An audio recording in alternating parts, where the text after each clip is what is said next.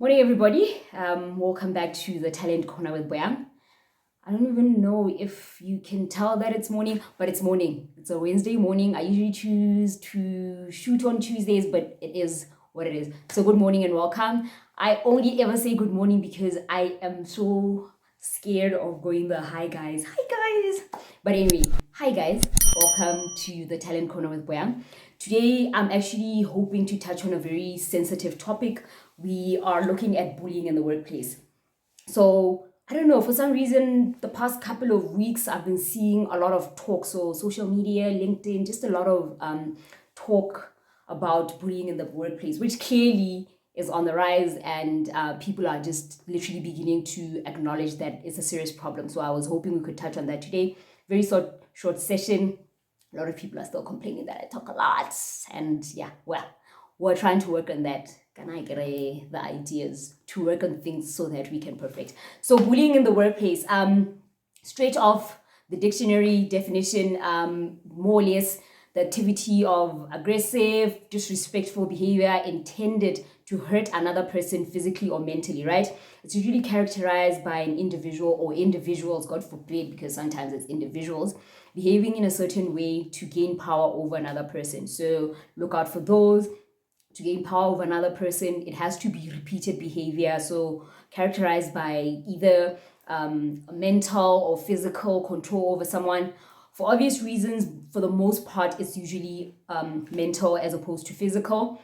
And of course, in extreme cases, it can be the physical, right? So, like I said, there's extreme cases, there's not so extreme cases, but at the end of the day, bullying is bullying and it's wrong, especially in the workplace. It's like, guys, imagine those high school mean girls and mean boys who just never outgrew high school and now are the adult version in the workplace of mean girls and mean boys. But it's a reality. Anyway, as you can imagine, the results of being bullied, tons of them, embarrassment on your part, low morale, damages your self-esteem, it impacts on your mental and physical health, anxiety, feelings of isolation, and in most cases, very extreme cases, it can even lead to one taking their own lives. So, just that level of toxic, that whole toxic environment, as in many cases, abuse is abuse, harassment is harassment. You can expect these kind of results. So, what I want us to look at today is more on the part of someone who's been bullied, and then perhaps in another session we'll look at what individual organizations or employers can look into in trying to deal with the situation. So another thing, right? A bully could be anyone in the workplace, right? It could be someone on your level, a literal co-worker. It could be someone more senior than you, someone that you report to, or it could even be someone lower than you are, right? It could be personally targeted to you or personally targeted to a group of people. Still bullying, right? But the fact is, if you don't deal with it, it will eventually bite you, come back to bite you, right? And like I said, for the sake of this session, we're going to be looking at, I think, I put together 4 situations or 4 methods that you can put in place or apply to try deal with bullying. And then, of course, in the next session, we'll look on the part of the employer what strategies they can put in place to try control for the situations. And yeah, so the first one, before we even get into anything, you need to acknowledge something, right? Bullying is not your fault. If you're being bullied in the workplace, it is not your fault. Like with most forms of other abuse, it's not your fault. It doesn't happen because you deserve it or you did something wrong. In the event that you did do something wrong to someone and that's the reason why they're bullying you, rather deal with that before it gets out of hand. Acknowledge it, apologize, deal with it, move on. We're all adults, right? But in most cases, it's not your fault. It is the situation is on the part of the bully, right? So you as the person who's being bullied, I don't want to call you a bully. This is a serious topic and I want it to be granted that seriousness, right? So the first solution or idea or method that I'm going to share with you that you can implement, a lot of people will probably find, wishy-washy. It's just a bit too, just out there in the clouds. But I wouldn't be your HRBA if I didn't go through all the alternatives, right? So I'll do the soft, I'll go to the extreme. So this one is going to call for you to do what I call creating a positivity bubble, which is an actual bubble, right? An actual bubble that you're going to engulf yourself into and try not to internalize whatever it is that your bully does to you. So verbally, most times, that or those words are literally just going to bounce off that bubble. You're going to ensure, obviously, for this part, you're going to need to work on your resilience. You're going to need to work on your mental strength, which I also acknowledge can be very tested if someone is literally always in your face, abusing you, harassing you, just in your face, right? So it's going to call for you to cultivate a lot of positivity. So even outside the workplace, what are some of those little things that you look forward to that can just take away from that part or that element of the bullying in the workplace? And it's also going to call for you to have effective coping mechanisms. English. Hey, it's going to call for you to have effective coping mechanisms. Effective, not the and all these other things that we try and use to deal with situations that we believe are out of our control. So whatever it is, whether it's yoga, whether it's church, whether it's therapy, create that positivity bubble. Let those words just bounce off. And like I said, it's easier said than done because most of the time you work directly with this person. Some bullies are intense, are very serious about their bullying career, and to a certain extent, to a great extent, bullying will disturb that very mental strength that I'm saying you should try and cultivate. So then this calls for the next step, which I call confronting your bully. Confronting, I don't mean literally also now retaliating or becoming the bully or fighting with your bully. It literally just means standing up for yourself. At the end of the day, this is all about you. This is about protecting yourself. This is about protecting your mental strength so that you can effectively perform at work, right? So another thing that I always remind people is that sometimes people who are bullies generally don't know that they're bullies, right? Some people just have a very strong personality or just overdo this whole confidence thing, and then it just translates into them bullying other people. So confronting in this sense or standing up for yourself also means that in the event that your bully doesn't know that they're bullied, then this is the part when they will know and probably just do something about it, acknowledge it, or apologize because they didn't even know that they're bullies, right? And then obviously there's those legitimate bullies that you need to stand up to.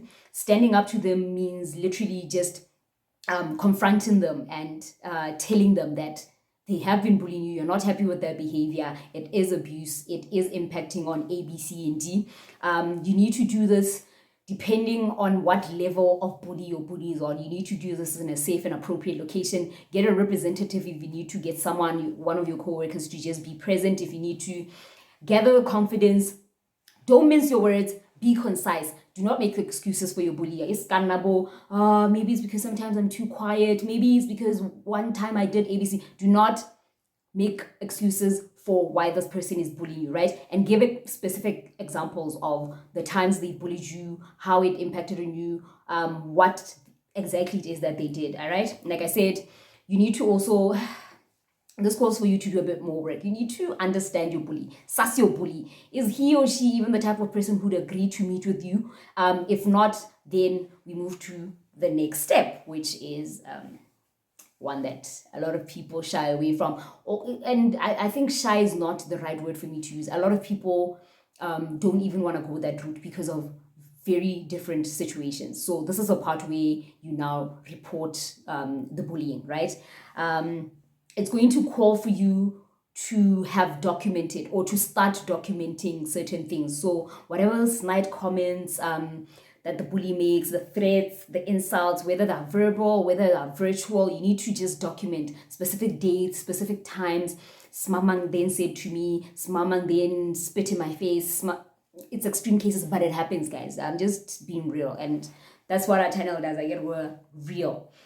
So this is now documenting so that you can lodge an official grievance. You need to refer to your employee handbooks, whatever conditions of service or lay down policies or procedures are in place.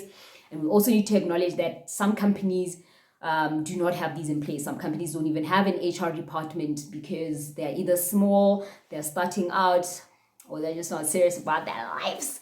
And in this case, it then just means reporting or lodging the complaint through someone who's more senior than your bully, which can be a double-edged sword, especially if your bully is your boss. Yes, it happens. And this also, I'm going to advise that you need to not only suss out your bully, but suss out your organization, like the type of company that you work for. Just try to understand their culture, their approach to bullying, how have they dealt with certain situations before. Evaluate what their response is likely going to be before you go the lodging a complaint or reporting route, right?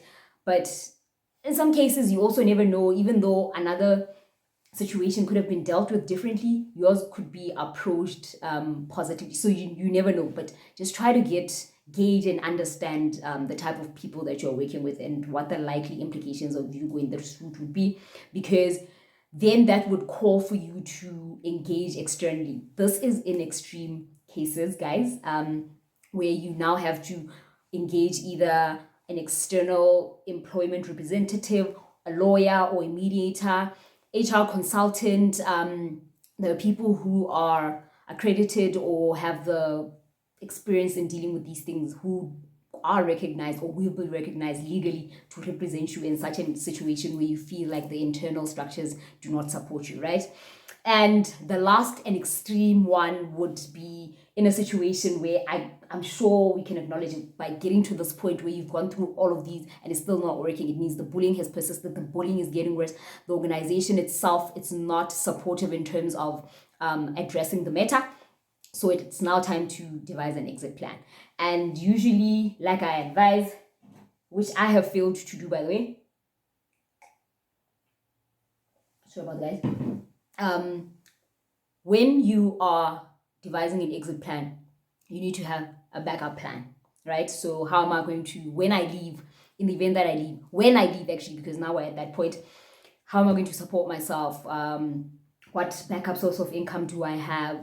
How much have I saved up in terms of supporting myself? But like I said, this is all about protecting yourself. So at this point, it's about removing yourself from a situation that is impacting or affecting you so badly you can't even perform anymore. Because at the end of the day, we're all irreplaceable. Something is going to happen. Your bully is going to take it too far. Your mental state is not going to be able to take it anymore. You're going to leave.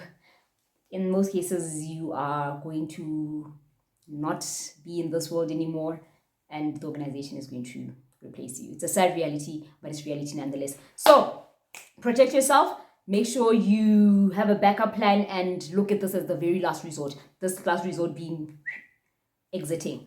So yeah, all in all, this is a serious and overlooked issue, bullying. I said in most cases, it becomes so overlooked that it just becomes the culture of the organization. It just becomes the norm, business as usual, there's just bullies and, life goes on. A lot of what I've been seeing, and truth be told, a lot of what I've experienced also is that, and this is just specific to areas that I have been, or just examples that I've gotten from other people, that most bullying happens between women in the workplace. That is another topic for another day. If we start on that, I'm telling you, this video is just going to go on for too long. But it sucks nonetheless. It is very counterproductive.